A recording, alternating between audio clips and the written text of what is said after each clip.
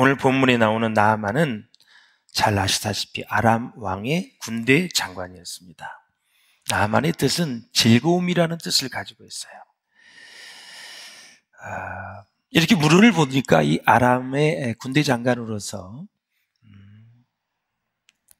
명예도 있고, 또 보니까 엘리사에게 가져온 예물을 보니까 상상을 초월해요.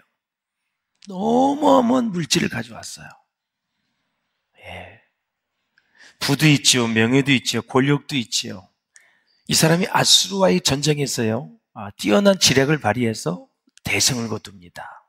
대승을 거둬요. 그래서 아주 잘 나가는 이스라엘 주변 왕국들 중에 아람의 군대 장관 나아만이 대단했다. 그때 이스라엘 나라는 기근이 들려서 굉장히 어려울 때를 지나가고 있어요.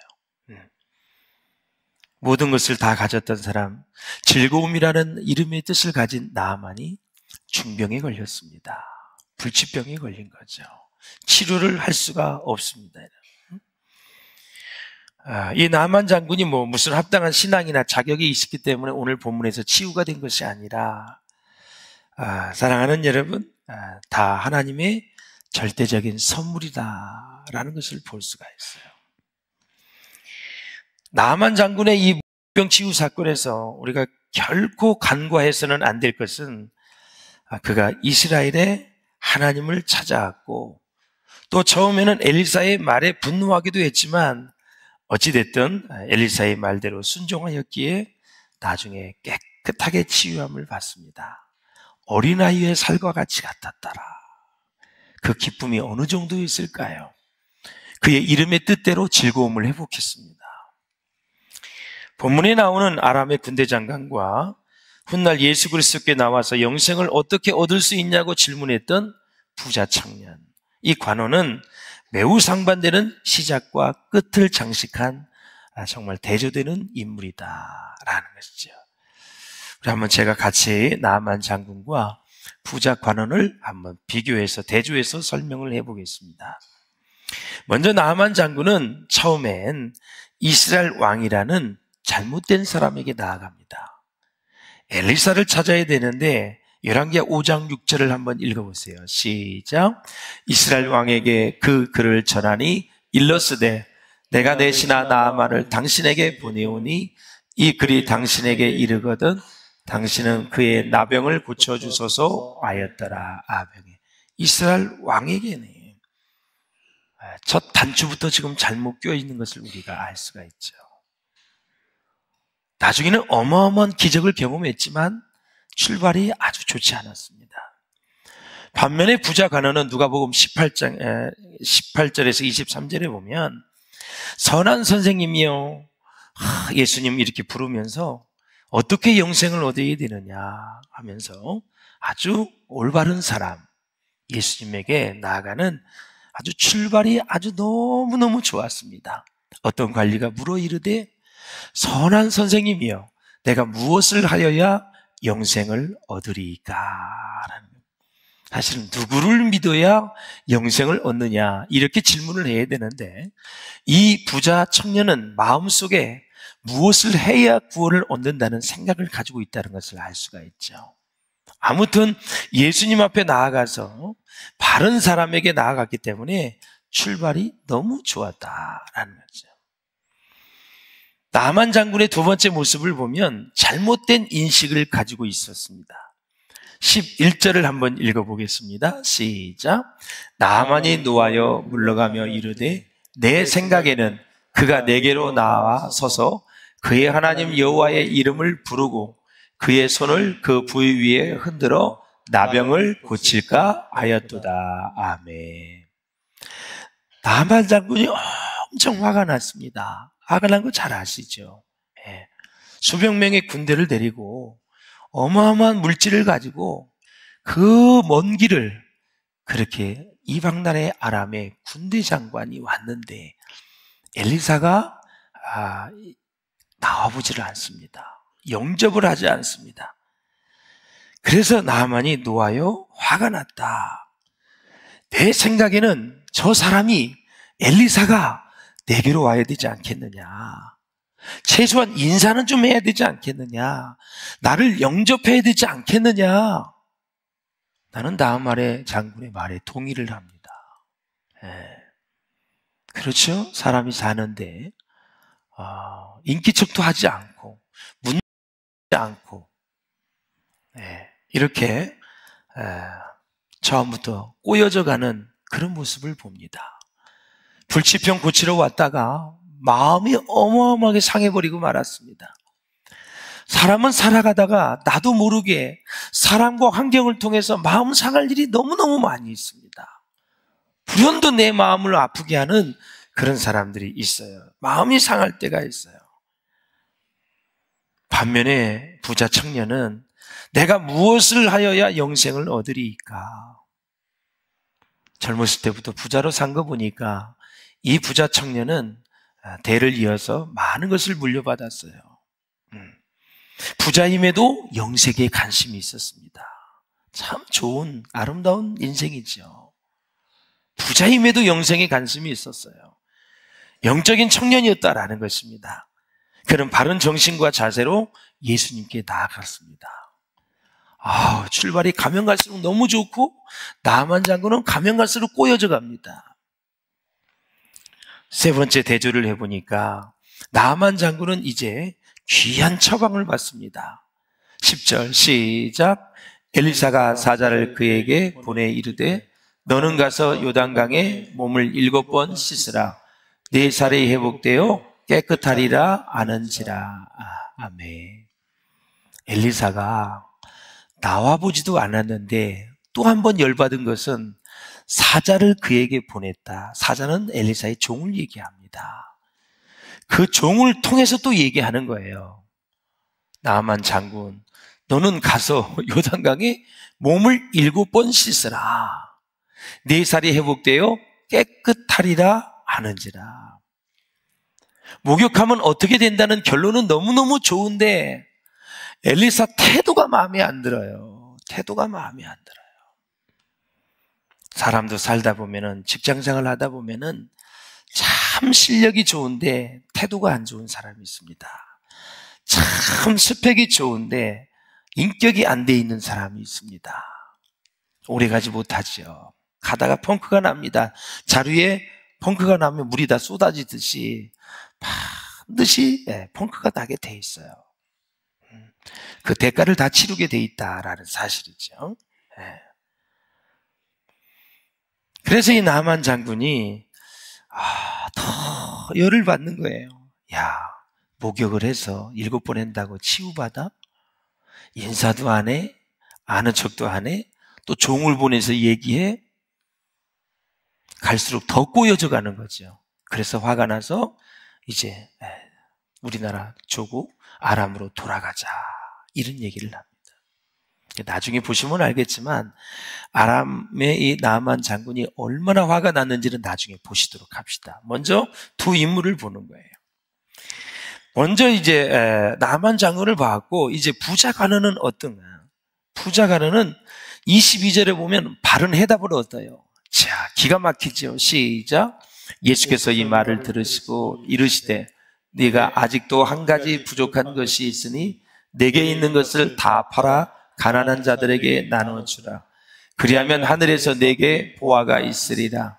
그리고 와서 나를 따르라 하시니. 아멘. 영생에 대한 이야기를 하니까 어떻게 해야 영생을 얻을 수 있습니까? 라고 질문하니까 예수님이 말씀하십니다. 너 진짜 멋진 인생을 살았는데 한 가지 부족한 것이 있다. 요 한 가지만 해결하면 너는 대박이다 이거죠. 첫째, 내게 있는 것을 팔아. 적당히 파는 것이 아니라 다 팔아. 다 팔아. 목적이 뭐냐? 가난한 자들에게 주기 위해서 파는 것이죠. 두 번째는 가난한 자들에게 나누어 주라 그랬습니다. 세 번째, 그렇게 하면 어떤 일이 일어나느냐? 하늘에서 내게 보화가 있으리라. 상급이 있으리라. 그런데 예수님은 그 보화를 물질의 나눔을 통해서 물질의 복을 주시는 것이 아니라 그리고 와서 나를 뭐하라? 따르라. 내가 너를 제자를 삼아 주시겠다. 그런 거예요. 최고 아닙니까? 최고 아닙니까? 잘했으면 12제자에 들어갔지요. 제자를 삼아 주시겠다. 그러니까 주님의 제자로서 따라가는 것이 물질이 그렇게 많은 것보다 훨씬 가치가 있다. 그 뜻이죠. 그래서 어마어마한 축복을 다 거머쥐게 하려고 그렇게 제안을 했는데 그게 되질 않았어요. 누가복음의 신학을 보면은 제자가 되는 길이 다른 복음서하고 조금 차이가 있어요. 믿음이 있는 건 당연해요. 마태복음도 그렇고 마가도 그렇고 요한도 그렇고 반드시 누가복음의 저자 누가와 사도행전의 저자 누가는 행위를 강조하고 있어요. 야고보서에서 행함이 없는 믿음이 그 자체가 죽은 것이라고 말씀드린 것처럼 행함을 강조하고 있다. 이 믿음과 행위가 같이 가야 주님의 참 제자가 될 수 있다. 그래서 가난한 자들에게 다 나눠주고 그러면 하늘에 보화가 있을 것이고 그리고 나는 나를 따르라 얘기하고 있는 거예요. 이게 최고의 축복이다라는 거죠. 주님의 아들, 딸이 된 것을 감사할 수 있기를 바랍니다. 주님의 자녀가 된 것을 감사할 수 있기를 바라요. 그거보다 더 귀한 것이 없는 것이죠. 그리고 이제 나만 장군이 귀한 처방을 받았는데 그것을 다 실행을 해서 순종을 해서 치유함을 받습니다. 나만이 이에 내려가서 하나님의 사람의 말씀대로 요단강에 7번 몸을 잠그니 그 살이 여전하여 어린아이의 살 같아서 깨끗하게 되었더라. 꼬여만 가던 인생이 마지막 계집아이의 이야기를 들었어요. 여기까지 왔는데 한번 순종해 보라는 거죠. 다메섹에도 엄청 깨끗한 물이 많이 있는데 거기에 목욕은 할 수 있지만 선지자의 말에 지금 요단강에 가서 7번 몸을 담그고 씻으면 목욕을 하면 낫는다 하오니 한번 하는 것이 어땠느냐. 그 계집아이의 이야기를 듣습니다. 순수하지요. 요단강은 우리 본당에 요 폭밖에 안 됩니다. 아주 조그만 강이에요. 그리고 물이 그렇게 깨끗하지 않아요. 그런데 다메섹에 있는 강은 아람을 끼고 흐르는 강은 너무 깨끗하고 크고 대단하거든요. 귀향이면 거기 가서 목욕을 하지 이 더럽고 좋지 않는 데서 그렇게 할 수 있느냐. 난 안 한다. 이렇게 기적을 맛보기 전에는, 축복을 얻기 전에는, 하나님의 은혜를 힘입기 전에는 사단의 세력이 나를 방해한다라는 사실을 꼭 잊어서는 안 됩니다. 여러분의 마음들이 좋아지는 것을 사단이 다 알고 있어요. 여러분의 마음이 은혜 받을 준비로 되어 있는 것을 사단이 다 알아요. 여러분들이 은혜를 사모하는 것을 다 알아요. 오늘은 은혜를 받아야지, 오늘은 말씀의 은혜를 받아야지, 이 마음을 하나님은 다 알고 있다라는 사실이죠. 그래서 방해를 하는 거예요. 지난주에는 내가 졸면서 들었지만 오늘은 내가 설교를 반드시 들어야지, 이런 마음을 가지고 있는 것을 사탄 마귀가 알고 있다라는 사실이에요. 나만 장군이 순종해서 기적을 체험해야 되는 그런 상황을 이 마귀는 다 알고 있어요. 그래서 끝까지 꼬이고 계속 꼬이게 만드는 거예요. 그래서 마지막에는 순종의 열쇠를 가지고 이 모든 꼬였던 것을 한꺼번에 다 해결이 되어지는 것을 볼 수가 있습니다. 여러분, 순종이라는 것은 기적을 일으키는 가장 중요한 것이에요. 순종을 하게 되면 이 모든 꼬였던 것들이 한꺼번에 다 풀리게 되어진다라는 사실이죠. 그래서 출발은 정말 좋지 않았지만, 시작은 좋지 않았지만 결과가 너무너무 좋은 거죠. 불치병의 사람이 치료를 받았다는 것은 자기 생애의 최고의 기적이 아니겠습니까, 여러분? 그러나 부자 청년은 오늘 23절에 보면 불순종하여 구원받지 못하는 모습을 보죠. 시작. 그 사람이 큰 부자이므로 이 말씀을 듣고 심히 근심하더라. 아멘. 예. 부자였기 때문에, 그냥 돈이나 없었으면 이 사람이 얼마나 좋았을까. 부자였기 때문에 그것 때문에 근심하여 주님의 곁을 떠나버리고 말았다. 참 영적인 청년이었었는데 아까운 청년인 것입니다. 목회를 하다 보면 교회를 떠나고 등지는 사람이 있습니다. 이것 때문에 저것 때문에 이 문제 때문에 저것 때문에 교회를 등지고 힘들어하는 사람들이 있습니다. 여러분 잘 극복할 수 있기를 주의 이름으로 축원합니다. 왜? 우리가 받은 구원과 우리가 누리고 있는 이 하늘의 가치는 너무너무 소중하고 가치가 최고로 중요하기 때문에 그런 것들 때문에 가장 가치 있는 것을 놓쳐서는 절대 아니 된다라는 사실이죠. 할렐루야.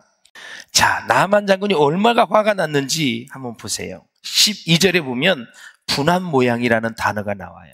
화가 났는데 이 분한 모양에 해당하는 히브리어가 해마라는 단어인데 뜨겁다라는 단어를 뜻이 있어요. 이 동사 야함에서 유래된 단어인데 이게 무슨 얘기냐면 때로 이것은 육체에 열을 내게 해서 죽음에 이르게 하는 독충이나 독사의 독을 가리키기도 합니다.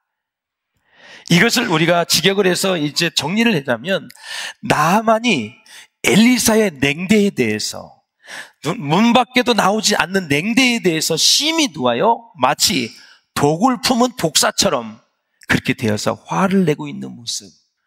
그래서 그 당시에 군사력을 가지고 저거 죽이고 갈까? 죽여버릴까? 그런 생각도 가지고 있었다라는 사실이죠. 너무너무 화가 나가지고 평생 그런 대접 처음 받았을 거예요.